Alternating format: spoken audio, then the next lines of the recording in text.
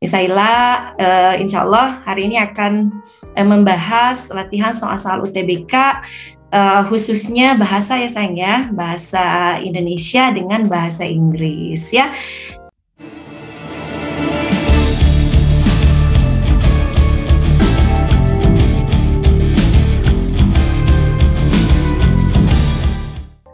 Bahasa Indonesia dulu ya sayang ya. Kita lihat seperti tadi Kak Sunyo jelaskan bahwa soal-soal UTBK itu sebenarnya dari tahun ke tahun itu berulang ya sayang ya.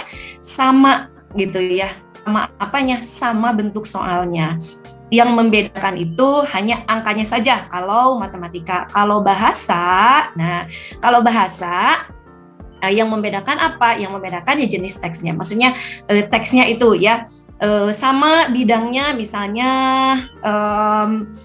tentang ekonomi nih gitu ya, sama membahas ekonomi tetapi beda teksnya, beda pengarangnya, beda misalnya tahun pembuatannya seperti itu, tetapi jenis soalnya sama dari tahun ke tahun sama gitu ya. Makanya tips yang paling yang paling sederhana itu ya, dan paling number one itu adalah maksudnya untuk bisa mengerjakan soal-soal UTBK nanti ya, itu adalah mengerjakan atau berlatih terus berlatih mengerjakan soal-soal UTBK gitu ya, dari manapun sumbernya gitu ya. Terus boleh nanti kalau ada tryout itu jangan dilewatkan gitu ya. Kenapa? Karena memang satu untuk menguji kemampuan pemahaman kita sampai mana gitu ya. Nah, yang keduanya membiasakan kita melatih soal-soal gitu ya, terutama mungkin kalau yang berkaitan dengan matematika kan kecepatan menghitung gitu ya, seperti itu. Nah, kalau untuk bahasa Indonesia sendiri dengan bahasa Inggris, membiasakan kalian membaca soal reading text gitu ya. Kenapa? Karena bagi mereka yang agak maksudnya kurang kurang suka membaca, itu akan jadi hambatan gitu. Aduh, teksnya ini kok teks lagi karena hampir semua soal itu ini dari teks gitu ya. Kayak seperti itu. Nah, kita langsung saja ya sayang ya ke soalnya. Oke. Untuk bahasa Indonesia sendiri, jenis-jenis soalnya itu seperti apa sih? Ini sebenarnya tidak jauh-jauh dari soal-soal yang sering kalian temukan dari mulai SD, SMP, SMA gitu ya, yaitu seputar seputar ide pokok, terus sinonim antonim gitu ya, terus kalimat efektif dan tidak efektif seperti itu, lalu simpulan atau rangkuman gitu ya, lalu pernyataan benar atau salah seperti itu, terus melengkapi kalimat. Nah, itu sebenarnya jenis soal yang sering kalian temukan ya dalam pembelajaran sehari-hari dari mulai SD, dari kelas 1 sampai kelas 12 itu kalian pasti berkutat dengan soal-soal seperti itu gitu sayang ya. Nah, kita lihat ini memang soal ini kalau misalnya soal bahasa Indonesia saja ya, ini kalau misalnya kalian kurang suka membaca, itu nanti akan menghambat gitu ya, akan menghambat kita dalam pengerjaan soal gitu, yang akhirnya nanti kita berkutat di satu itu gitu ya, karena bacanya udah malas gitu ya, udah gitu nyari-nyari jawabannya gitu kan. Kenapa? Karena ini memang kalau untuk jenis soal sih ini sama gitu, jenis soal sama. Tetapi tadi teksnya yang pasti berbeda. Terus yang kedua, bahasannya itu tidak akan lagi membahas seputar misalnya kegiatan sehari-hari gitu ya, enggak, tetapi sudah masuk ke bidang ekonomi, sains gitu ya, dan itu banyak sekali menggunakan kata-kata ilmiah. Itu sayang ya, kata-kata ilmiah. Kata-kata ilmiah itu artinya kata-kata yang bagaimana? Ini kata-kata teknis, kata-kata ilmiah sebetulnya. Jadi yang jarang kita gunakan dalam percakapan sehari-hari. Artinya kalau kita baru membaca pada saat tes, ini bahaya gitu. Kenapa? Karena kita tidak terbiasa membaca soal, dan kedua, kata-kata yang kalian baca itu pasti akan asing terdengar gitu ya, karena memang ini tidak jarang digunakan dalam percakapan sehari-hari gitu sayang. Oke, kita lihat ya, misalnya share screen dulu ya sayang. Jelas ya? Oke, kita lihat ya. Nah, ini di soal yang pertama, ini ada menentukan ide pokok, gitu ya. Ide pokok itu selalu berkaitan dengan kalimat utama dan selalu berkaitan dengan jenis paragraf, gitu ya. Jenis paragraf apa sih teksnya. Nah, ketika kita menentukan kalimat ide pokok, maka yang harus kalian cari itu adalah kalimat utama gitu ya. Kenapa? Karena kalimat utama itu adalah tempat bersarangnya si ide pokok ini gitu. Nah, kalimat utama itu ciri-cirinya bagaimana? Ciri-cirinya kalimat utama itu adalah mengandung informasi yang paling umum gitu sayang ya, mengandung informasi yang paling umum. Nah, jenis paragraf si kalimat utama itu sendiri itu bisa beda-beda tempat ya sayang ya, bisa ada di awal paragraf, bisa di akhir paragraf, ataupun terkadang dia muncul di akhir dan di awal dan di akhir gitu ya. Nah, di awal paragraf itu namanya paragraf deduktif gitu ya. Jadi si kalimat utamanya ada di awal paragraf. Nah, kalau di akhir paragraf itu namanya paragraf induktif sayang ya. Nah, kalau dua-duanya disebutkan di awal dan di akhir itu namanya paragraf campuran.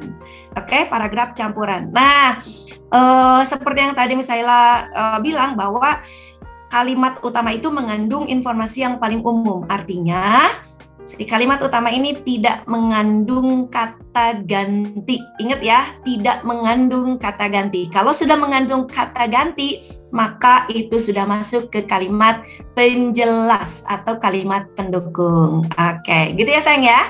Nah, kita lihat langkah mudah mencari ide pokok itu seperti apa. Yang pertama, ini baca seluruh paragraf dengan cermat. Oke, baca seluruh paragraf dengan cermat. Kenapa?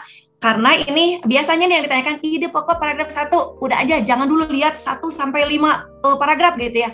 Lihat aja langsung ke paragraf pertama, atau misalnya paragraf terakhir, langsung aja ke paragraf terakhir matanya. Nah, habis itu baca seluruh paragrafnya dengan cermat gitu sayang ya. Ini boleh dengan skimming ataupun dengan cara scanning sebenarnya ya. Oke, nah ingat tadi kalimat utama tidak mengandung kata ganti ya. Oke, nah yang kedua, ini barulah kita tentukan di mana nih jenis kalimat utamanya ada di mana gitu ya. Di awal atau di akhir nih yang tidak mengandung kata ganti gitu ya, atau yang mengandung informasi yang paling umum gitu sayang ya. Nah, boleh dilihat di sini itu ada paragraf deduktif dan induktif. Boleh kalian STS ya, screenshot ya.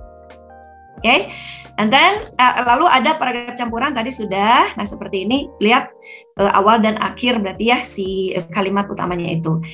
Nah, lalu tandai informasi penting pada kalimat utama. Oke, dan ini sebenarnya ya, kalau ini sebenarnya secara teori ya, secara teori. Nah, kalau prakteknya, aduh Miss, ini waktu misalnya udah mepet nih. Apa harus dibaca semuanya? Oke, ada triknya. Udah aja baca awal dan akhir. Gitu sayang ya. Baca awal dan akhir. Kalau misalnya di awal itu sudah langsung, ini informasi yang paling umum. Sudah, berarti itu kalimat utamanya.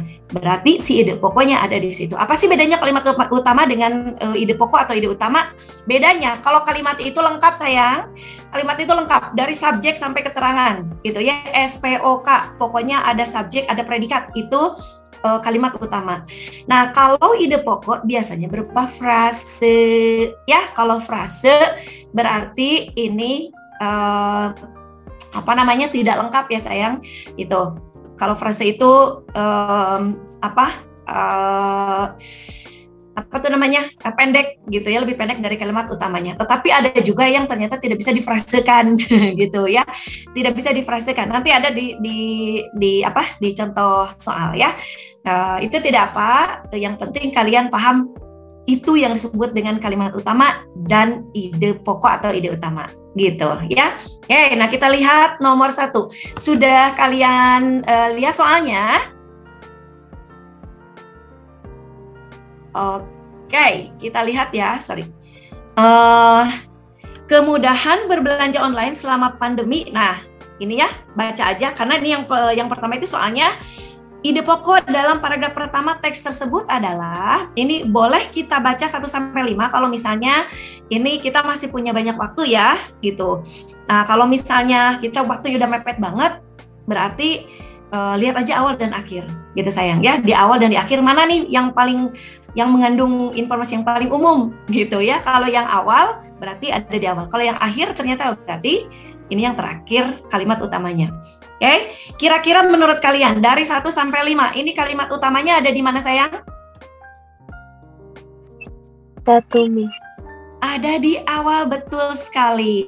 Kemudahan berbelanja online selama pandemi membuat e-commerce semakin populer menjadi pilihan berbelanja masyarakat. Jadi jawabannya adalah yang A ini sayang. Ya, oke, jawabannya yang A. Ini ya. Oke, next. Any question? Ada pertanyaan? Tidak ada? Bisa dipahami ya sayang ya? Oke. Next, kita ke nomor berikutnya. Yang kedua, itu pertanyaan tentang next.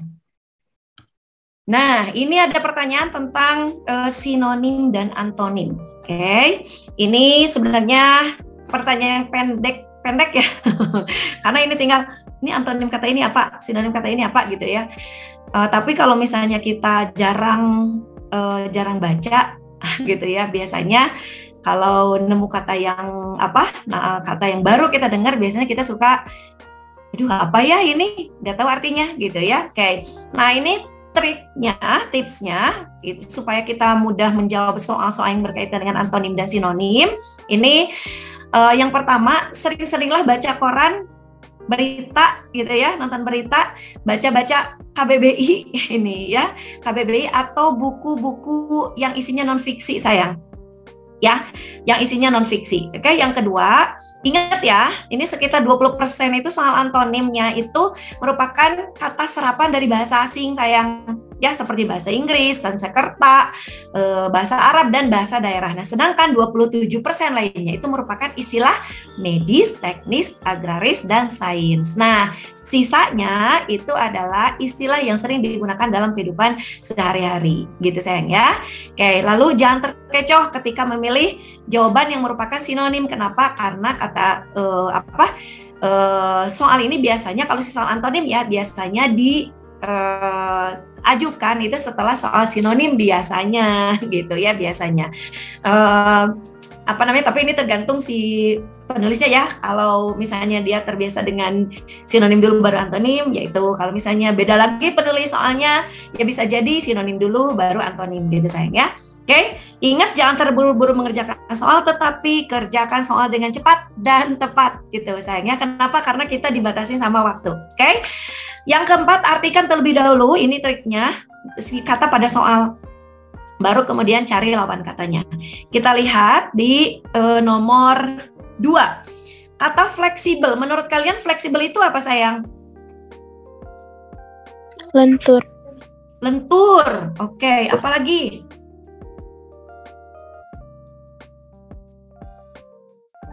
Kalau di sini, kalau di sini sinonimnya lentur ya sayang. Nah, kalau sudah tahu artinya, tinggal kita cari antonimnya atau lawan katanya. Kira-kira kata fleksibel berantonim dengan kata apa sayang? Kaku. Iya, berantonim dengan kata kaku. Ya, kalau alot apa tuh? Keras. Alot keras. Oke. Ya, alot itu bersinonim dengan kata liat gitu ya. Oke, sip. Kalau buku-buku ya. Oke, next. Nah, ini sayang. Sinonim kata fleksibel itu elastis, kenyal, laur, lemas, lenting, lentur, lentuk gitu ya, plastis, adaptif, luas, dan supel. Oke. Nah, kakunya itu adalah kata Antonimnya itu adalah kata kaku. Oke. Lalu nomor 3 verifikasi. Verifikasi itu sinonimnya adalah kata pemeriksaan gitu sayang ya. Tapi pemeriksaannya ini khusus pemeriksaan ulang ya sayang kalau verifikasi.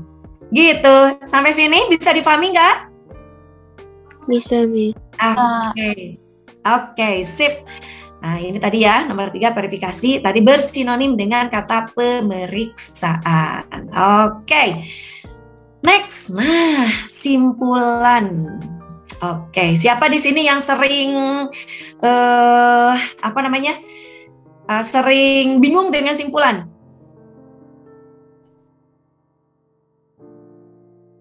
Oke, simpulan itu apa sih? Nah, simpulan itu, kalau simpulan teks ya, simpulan teks itu biasanya ini hasil akhir dari sebuah pembicaraan. Oke, berarti hasil akhir dari isi teks. Gitu sayang, itu yang disebut dengan simpulan gitu ya.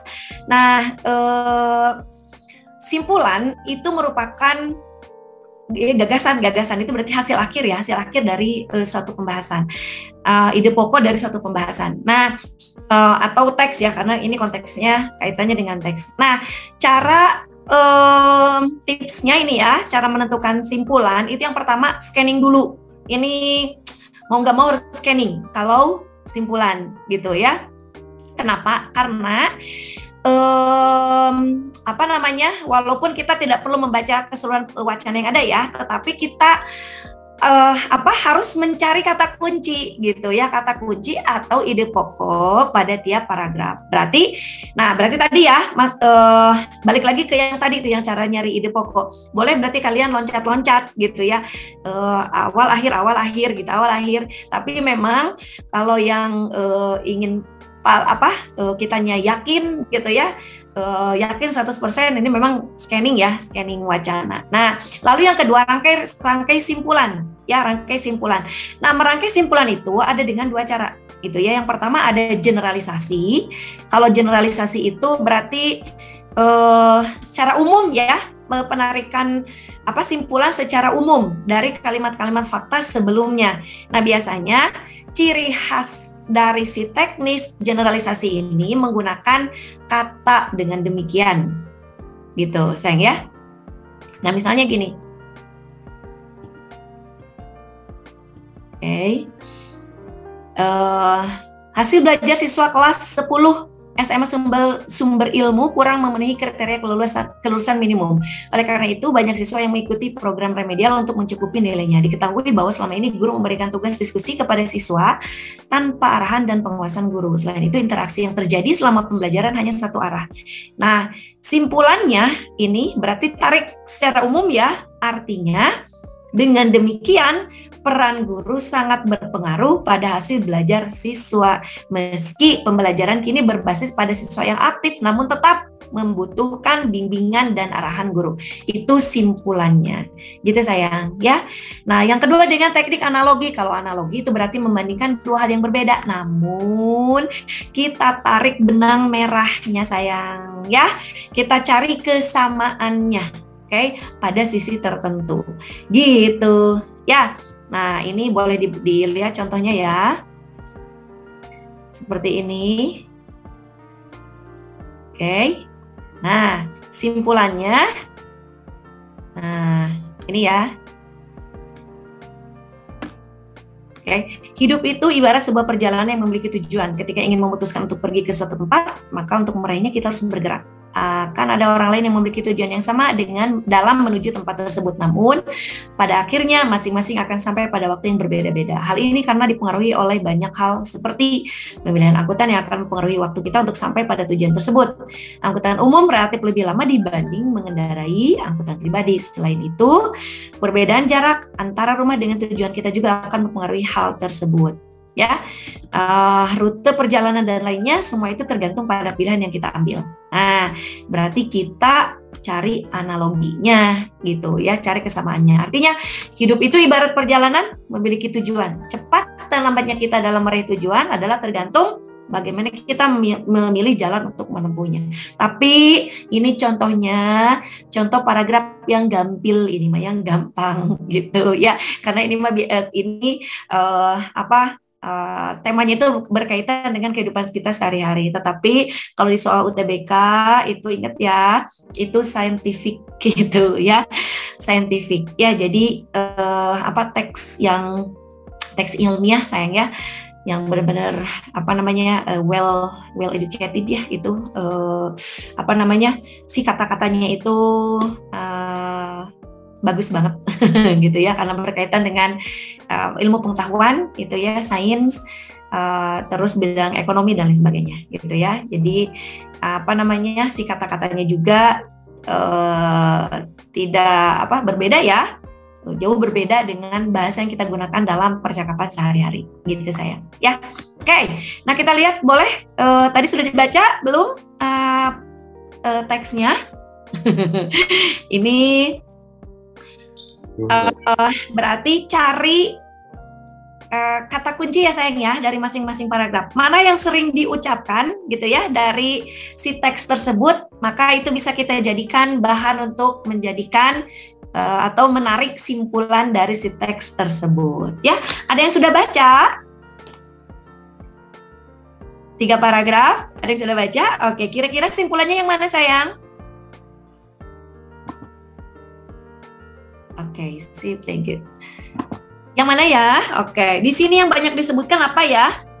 Yang banyak disebutkan itu adalah kenaikan ini ya, kemudahan berbelanja online, terus kenaikan pendapatan ya? Ya, oke, berarti ini isinya yang D ya, isinya yang D. Oke, ini isinya yang D. Gitu sayang. Oke, sampai sini ada yang bertanyakan dulu nggak? Tidak, Kak. Oke, sip. Nah, lanjut. Lanjut nggak nih? Masih semangat nggak nih? Masih ya? Oke. Next, kita ke nomor 4. Nah, kalau nomor 4 yang ditanyakan itu adalah kalimat yang relevan ya. Wait. Oke, kalimat yang relevan. Yang relevan itu berarti yang maknanya relevan, itu artinya yang maknanya sama gitu sayang ya. Nah, di sini kata bermitra ya. Kata bermitra yang ditanyakan. Wait. Oke, nah sebagaimana kita telah ketahui bahwa bermitra itu artinya berkawan, berrekanan, berkolaborasi, berkongsi, bersekutu, berserikat, pokoknya nama bergabung gitu ya. Itu bermitra. Kira-kira ini yang mana ya? Ini yang relevan dengan kata bermitra. Apakah yang A, si Budi dan si Otong belum lama ini keluar dari pabrik tekstil tempat mereka dahulu bekerja? Apakah itu yang dinamakan dengan berkongsi? Tidak ya, ini hanya bareng-bareng saja, oke? Hanya bersamaan saja mereka keluar dari tempat kerjanya. Yang kedua, Rudi dan kakaknya berencana membuat toko yang menjual obat-obatan dan makanan untuk kucing. Apakah ini yang disebut dengan berkongsi? Berkolaborasi? Betul, tetapi ini baru rencana. Ya, baru rencana. Oke. Ini lihat di sini ada kata berencana ya, jangan terkecoh. Yang kedua, yang option C, Gaby dan Susi sudah lama bekerja sama dalam menjalankan bisnis tambak udang di Cirebon. Apakah ini yang disebut dengan bermitra? Tidak, Kak. Tidak. Oke, coba cari lagi yang D. Roma dan Rido telah berteman dari SD hingga SMA dan kini berniat untuk berbisnis kuliner bersama. Coba. Apakah ini yang disebut dengan berkongsi? Ingat, baru niat. Ya, belum sampai ke praktek. Terus, Tony dan pamannya sering memancing bersama-sama. Apakah ini yang disebut dengan bermitra atau bekerja sama? Tidak, berarti jawaban yang tepat itu adalah yang C, sayang ya. Yang C ya. Oke, sip. Sampai sini bisa difahami? Bisa, Kak. Oke, sip. Nah, next di nomor 6 itu ada gagasan utama ya. Nah, seperti tadi yang sudah Miss Ayla jelaskan, nah gagasan utama itu adalah kata lain dari kata ide pokok. Gagasan utama, gagasan pokok, ide utama, ide pokok itu adalah hal yang sama ya. Kayak gagasan utama atau ide pokok itu adalah inti dari sebuah pembahasan atau inti dari paragraf kalau yang ditanyakannya paragraf, dan ini menjadi dasar pengembangan paragraf gitu ya. Ingat tadi ide pokok adanya dalam kalimat utama, berarti tugas kita itu adalah mencari kalimat utama gitu. Kenapa? Karena gagasan utama adanya dalam kalimat utama, ide utama itu adanya dalam kalimat utama gitu sayang ya. Oke, kita lihat. Ini ada satu paragraf ya di nomor 6 ini. Gagasan utama dari teks tersebut adalah, kira-kira ini kalimat utamanya ada di mana ya? Ada di awal atau di akhir? Awal. Ada di awal ya. Cuman ini apa namanya? Nah, ruang penguatan rupiah menipis. Oke, ada deh. Ini judul mungkin ya. Wait.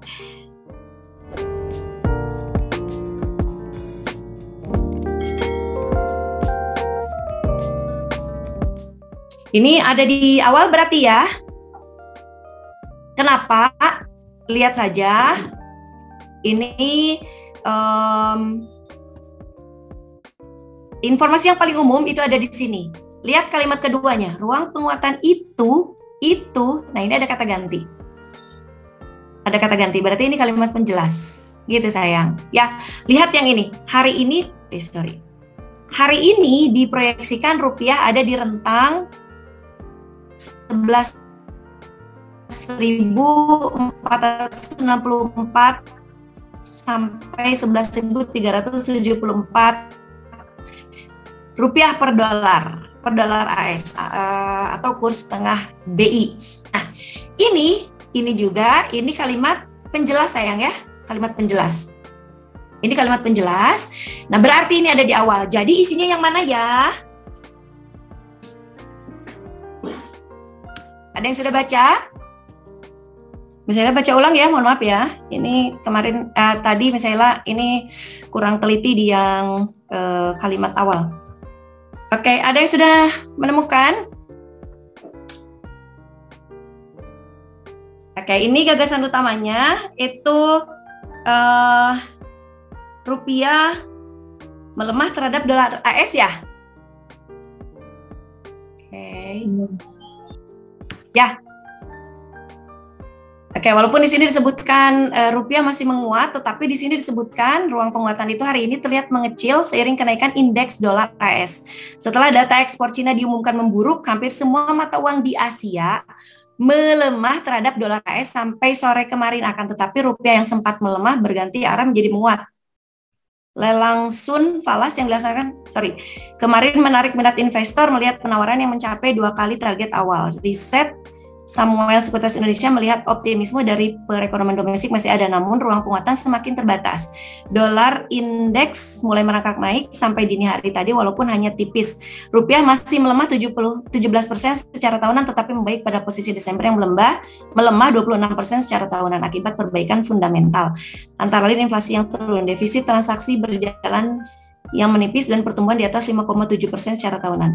Riset Trust Securities menyatakan laju rupiah masih di bawah level resisten di 11.374 per dolar AS. Hari ini diproyeksikan rupiah ada di rentang ini.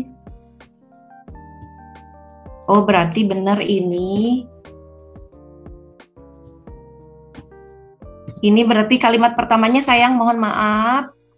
Ini berarti benar ya kalimat utamanya ya.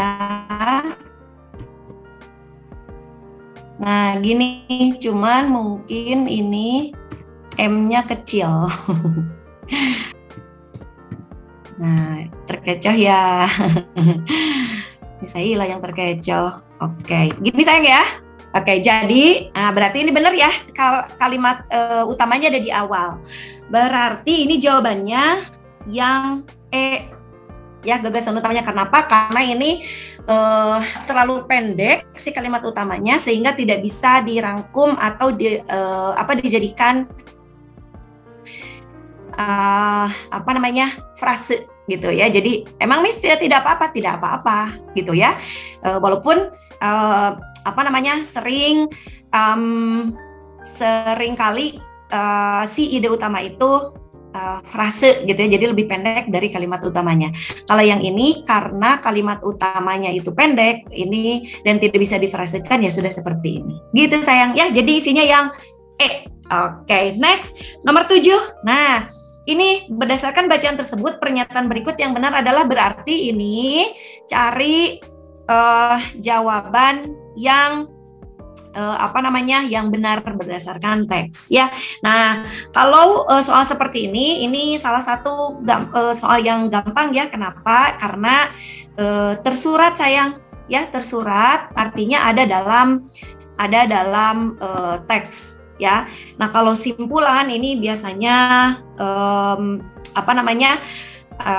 itu biasanya menggunakan kata-kata sendiri gitu. Jadi memang butuh 2 kali kerja gitu ya. Otak kita butuh 2 kali kerja. Tapi kalau pernyataan benar atau salah itu si jawabannya sudah ada dalam teks. Gitu sayang. Ya, kira-kira ini nomor 7 yang manakah yang betul? Mata uang asing menguat, mata uang Asia menguat seiring datangnya investor. Enggak ya, enggak disebutin ya? Bisa lihat tolong pertanyaannya nggak? Oh iya. Oke. Ini saya. Kelihatan? Terlihat? Terlihat. Oke.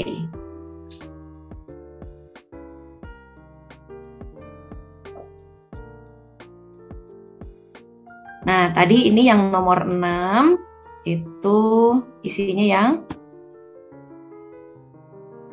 E ya. Dan nomor 7, nah pernyataan yang benar itu yang mana?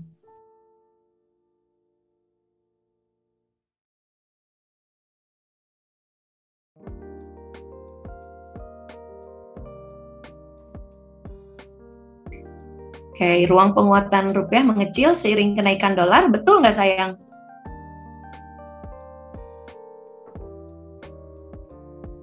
Betul.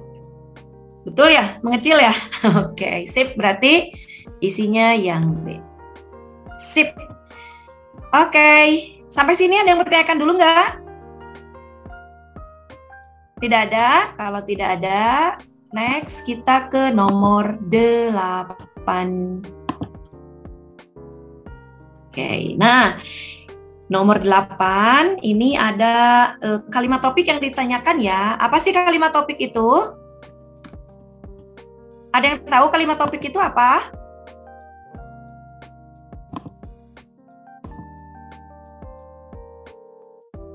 Ada yang tahu? Kalimat topik itu kalimat utama sayang ya. Kalimat utama. Jadi kalimat yang mengandung topik utama, gagasan utama. Gitu sayang. Jadi cari jawabannya gimana? Ya sama seperti mencari kalimat utama dan ide utama. Gitu sayang. Ya, kira-kira ini ada di awal atau di akhir? Awal. Ada di awal, betul sekali. Jadi ini isinya yang A sayang ya. Ini ya, generasi hari ini berbeda dengan generasi sebelumnya karena generasi hari ini lahir di tengah kecanggihan teknologi digital sehingga mereka dimanjakan game online dan media sosial. Kalau kalian enggak ya, oke. Sip, berarti jawabannya yang A. Yang ini sayang ya. Oke. Sampai sini ada pertanyaan? Tidak ada? Kalau tidak ada, next. Nah, di nomor selanjutnya, nomor 8, ini ada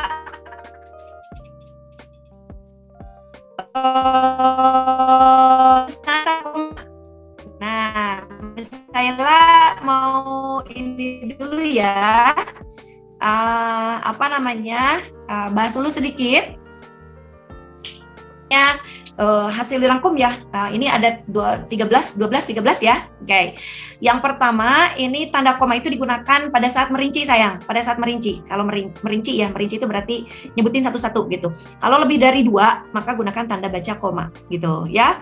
Tetapi kalau misalnya cuma 2 saja, tidak usah menggunakan tanda koma ya. Jadi langsung aja menggunakan kata dan, atau kalau pilihan atau gitu sayang ya, ada di sini. Oke. Atau pembilangan nih 1, 2, 3 itu ya, ini menggunakan tanda baca koma. Yang kedua, tanda koma digunakan sebelum konjungsi seperti kata tetapi ya, tetapi, lalu, melainkan, sedangkan dalam kalimat majemuk setara, ataupun kata padahal ya. Padahal itu bisa 2 ya sayang ya. Ini cara penulisannya. Misalnya gini, oke, kita lihat dulu yang ini ya. Saya ingin membeli kamera, koma, tetapi uang saya tidak cukup. Ini, nah ini tanda baca komanya di sini ya.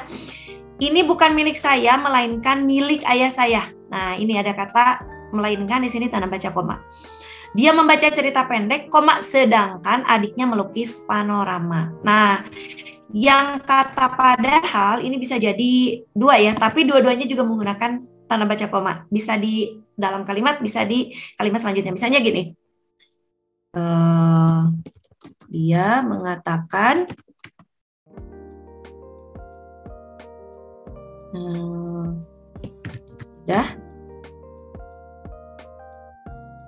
tidak punya uang lagi, koma, padahal kami baru saja mengirimnya kemarin, misalnya. Gini sayang ya. Itu. Nah, gini. Nah, ini sebelum tanda kata padahal gunakan tanda baca koma. Miss, gimana kalau padahalnya? Karena padahal itu cara nulisnya ada 2 ya sayang ya. Bisa di dalam kalimat, bisa di kalimat selanjutnya. Misalnya gini. Yang kedua, dia mengatakan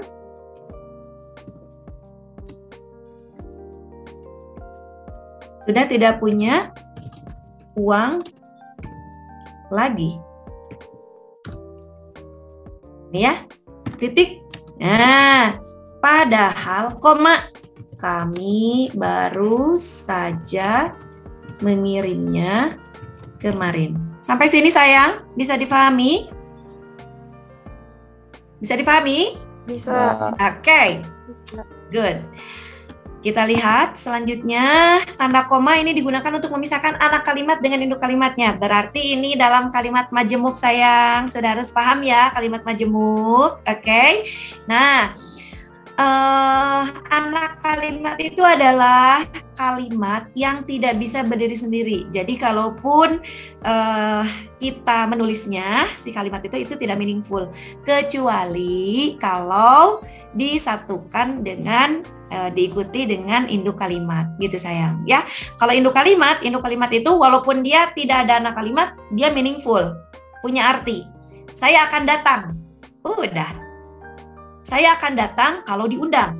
Enggak ada kalimat kalau diundang pun ini sudah meaningful, saya akan datang. Tapi kalau misalnya tiba-tiba gini, kalau diundang akan ngerti nggak lawan bicara kita? Enggak ya, karena tidak meaningful gitu ya. Kecuali ya misalnya gini, kamu datang nggak kalau diundang? Nah, mungkin itu masih bisa nyambung ya gitu ya. Kayak tapi kadang ada konteks-konteks yang kadang apa sih kamu ngomong apa gitu, ujug-ujug tiba-tiba bilang kalau diundang kan gitu ya. Kecuali ada awalan dulu, misalnya saya akan datang kalau diundang gitu sayangku ya. Nah, ingat induk kalimat anak kalimat itu ditandai dengan konjungsi. Konjungsi apa? Konjungsi subordinatif ya. Konjungsi subordinatif itu yang bagaimana? Ini yang menandai kalimat majemuk bertingkat gitu. Yang gimana tuh kalimat majemuk bertingkat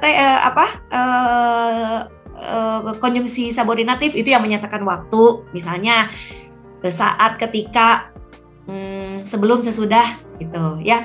Terus kalau kata kalau itu berarti syarat itu ya, jika itu syarat. Kalau pengandaian ada kata seandainya, andaikan. Kalau agar itu yang menyatakan tujuan ya. Terus kalau karena itu yang karena, sebab, akibat ya, kausalitas. Gitu sayangku, bisa difahami ya? Oke, nah kalau ini lihat konjungsinya ada di awal kalimat, maka kita perlu menggunakan tanda baca koma ya. Jadi membedakan induk kalimat dengan anak kalimat. Jadi anak kalimatnya ada di awal, induk kalimatnya sesudahnya. Gitu sayang. Tapi kalau misalnya disebutkan anak kalimatnya dulu, kita tidak memerlukan tanda baca koma. Gitu sayangku. Sampai sini bisa difahami? Oke, yang keempat, tanda koma itu ada di mana? Nah, sesudah konjungsi antar kalimat. Ini beda lagi. Kalau, agar, tujuan, subordinatif itu ada dalam kalimat. Kalau antar kalimat berarti sesudah titik ada konjungsi, gunakan tanda baca koma. Seperti kata oleh karena itu di sini ya. Jadi dengan demikian, sehubungan dengan itu, meskipun demikian. Nah, itu ya. Itu menggunakan tanda baca koma sesudahnya. Bisa kita lihat di sini contohnya. Mahasiswa itu rajin dan pandai. Titik. Oleh karena itu koma, dia memperoleh beasiswa belajar di luar negeri. Sampai sini bisa difahami sayang? Oke, nah tanda koma juga digunakan ini sesudah kata seru atau sapaan. Ya, jadi kata wah, aduh, gitu ya. Hai, halo. Oh ya, itu jangan lupa kalau dalam bahasa tulisan sertakan tanda baca koma. Ya, boleh dilihat di situ. Oh begitu. Wah, bukan main. Hati-hati ya. Tuh lihat. Ini bahkan ada dua koma. Ya, oke. Nak, itu adalah sapaan. Oke, nak, kapan selesai kuliahmu? Oke, siapa namamu? Dik. Dia baik sekali, Bu. Nah, gitu ya sayang ya. Ini sapaan. Oke. Next. Oke, nah, ini. Nah, ini juga memisahkan kalimat petikan ya dengan si pembicaranya. Nah, ini ada kata nenek saya, koma. Tapi kalau misalnya kata nenek sayanya di belakang berarti tidak usah menggunakan tanda baca koma, ya. Kecuali dalam kalimat berita. Oke. Lalu tanda baca koma ini memisahkan alamat seperti ini, gitu ya. Lalu tanggal, ini penulisan surat. Oke. Dan ini dalam daftar pustaka kalau ada nama pengarang yang dipisahkan. Ini ya, ini berarti nama pengarangnya lebih dari satu nama nih. Ini namanya berarti ini Ilham Gunawan. Kan kalau dalam daftar pustaka itu mesti dibalikan ya, gunakan tanda baca koma. Lalu singkatan gelar akademis ya. Nah, seperti ini. Jadi dari nama kita menuju ke gelar akademis harus tanda baca koma. Gini sayang ya. Oke. Lalu nah ini memisahkan desimal dengan di antara rupiah gitu ya dan sen. Nah, ini sayang ya. Oke, terus nah ini untuk keterangan tambahan, misalnya adik saya, koma Noni, koma adalah anak yang rajin gitu ya. Dan untuk menghindari kesalahan baca ya atau salah pengertian. Misalnya, atas perhatian saudara, koma, kami ucapkan terima kasih. Atas perhatian saudara kami ucapkan terima kasih. Kalau tidak ada tanda baca koma itu pasti salah ya. Oke, next kita lihat kesalahan penggunaan tanda baca koma. Ini sudah dilihat itu soalnya. Nah, ini kesalahan penggunaan tanda baca koma itu terdapat dalam kalimat ketiga sayang ya. Nanti dicek di soalnya. Ini kalimat ketiga. Nah, ini kenapa? Karena di situ ada kata karena, ini karena di tengah kalimat. Artinya ini anak kalimat sesudah induk kalimat, berarti tidak usah menggunakan tanda baca koma ya. Oke, nomor 10, pertanyaan manakah yang jawabannya tidak ditemukan dalam teks tersebut? Berarti yang tidak ada jawabannya dalam teks itu ya. Nah, ini di nomor 10, kalau kalian tadi sudah itu soalnya udah di-download ya. Nah, ini yang tidak ada itu informasinya adalah yang C. Di manakah generasi sekarang biasa menggunakan teknologi digital? Karena di situ walaupun ada, namun kita sering menjumpai remaja yang berada dalam sebuah forum itu tidak menunjukkan kebiasaan gitu ya, tapi sering menjumpai gitu di sebuah forum masing-masing asik dengan gadgetnya sendiri. Gitu sayang ya. Nah, pertanyaan yang lainnya dari A, B, C, dan E itu semuanya ada dalam teks. Oke, sampai sini bisa difahami? Nah, kalau sudah paham, silakan nomor 11 ini. Ini menentukan judul bacaan ya. Nah, kalau menentukan judul bacaan, ini tipsnya baca teks secara seksama dan perhatikan topik atau pembahasan yang muncul berulang-ulang dalam teks. Gitu ya. Yang muncul berulang-ulang dalam teks. Oke. Sudah dibaca belum itu? Ini lumayan ya, lumayan panjang, tetapi di nomor 11 ini teksnya itu yang sering dibahas itu adalah peringatan satu syuro ya. Satu syuro ini di masyarakat Jawa, khususnya di Yogyakarta dan Solo atau Surakarta. Nah, di paragraf yang pertama dan kedua itu itu sejarah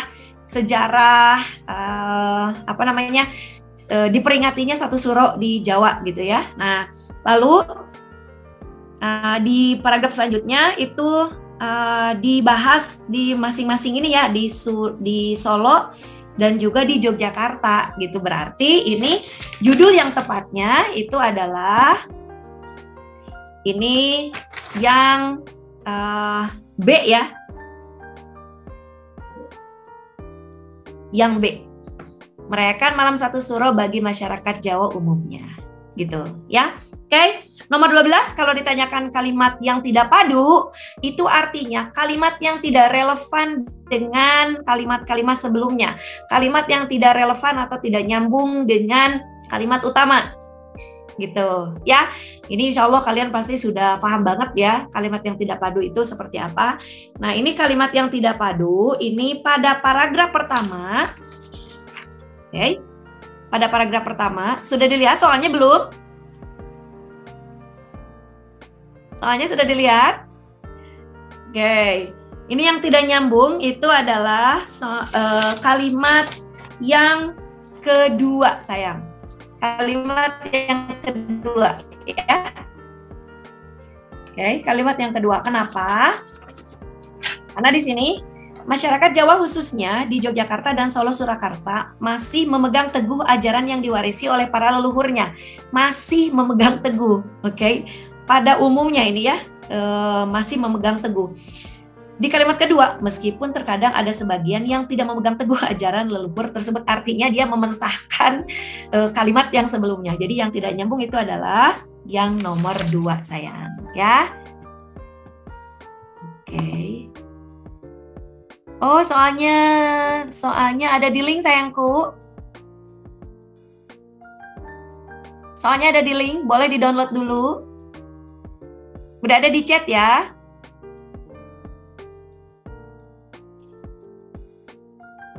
Oke, next. Kita lihat yang nomor 13 ya, kalimat yang tidak efektif. Oke, makasih Kak Haji. Kita lihat kalimat yang tidak efektif itu yang bagaimana sih? Kalimat yang tidak efektif itu artinya kalimat yang salah gitu ya, pada salah apanya gitu ya. Ini ciri-ciri kalimatnya. Ciri-ciri kalimat yang tidak efektif. Yang pertama, unsur kalimatnya itu tidak jelas. Ada predikat tapi nggak punya subjek, gitu ya sayang. Terus ada subjek tapi nggak punya prediksi yang kurang tepat. Misalnya sedang membicarakan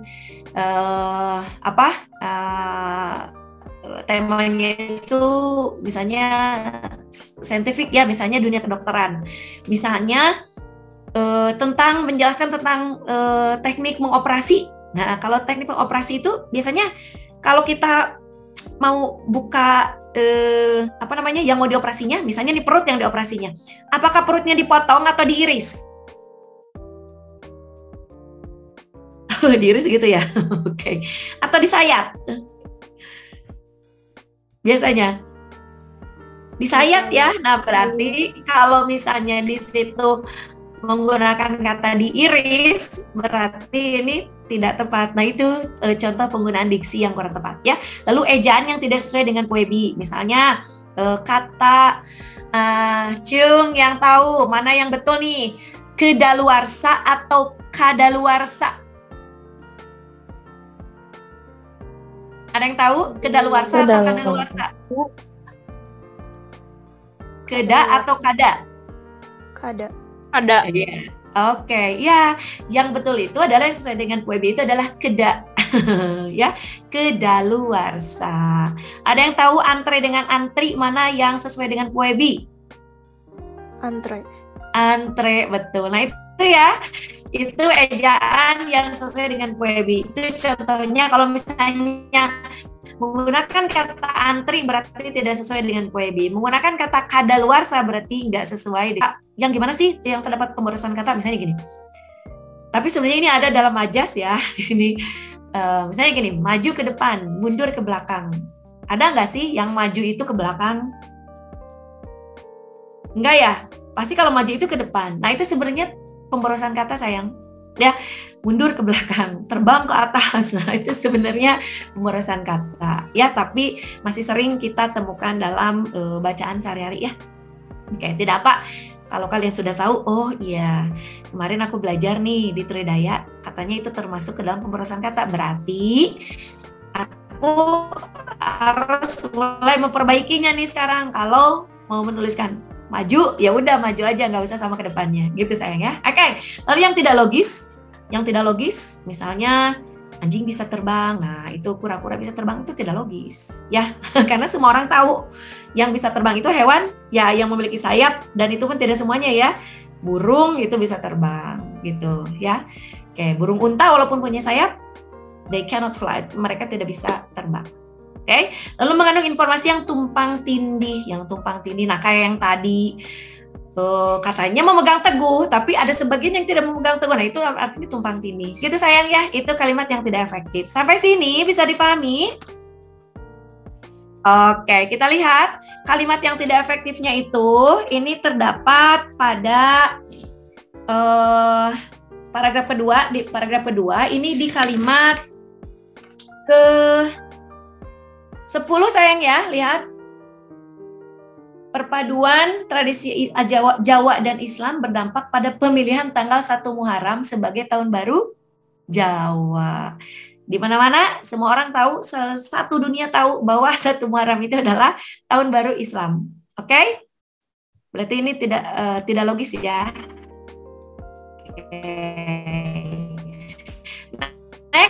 Nomor 14, pemakaian tanda baca yang tidak tepat pada paragraf keempat ada di nomor kalimat 17 sayang. Bisa dilihat ya di soalnya ya, ini ada di kalimat ke-17. Kenapa? Di situ tertulis anggapan tersebut dipercayai, oleh sebagian besar masyarakat setempat. Nah, tidak ada tidak ada konjungsi di situ ya, tidak ada konjungsi yang harus tidak ada.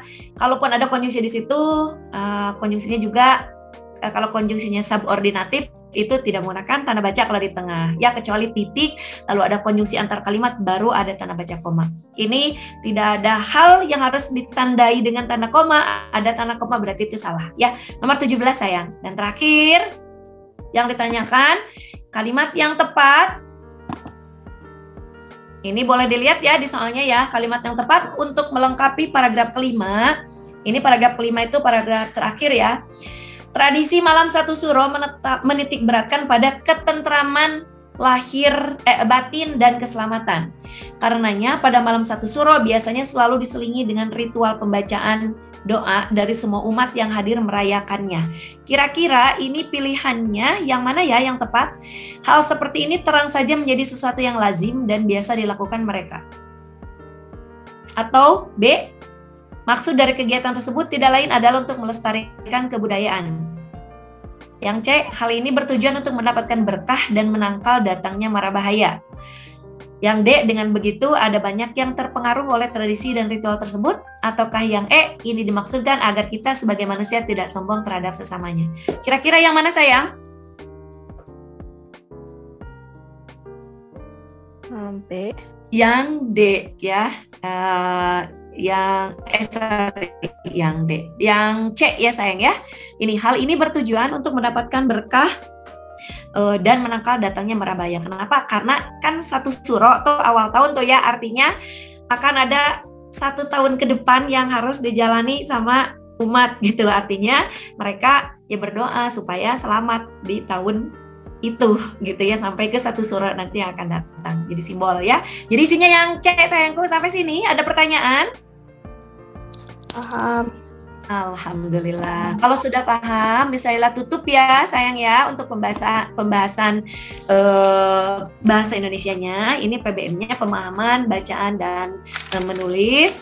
Kita lanjut ke bahasa Inggris ya sayang.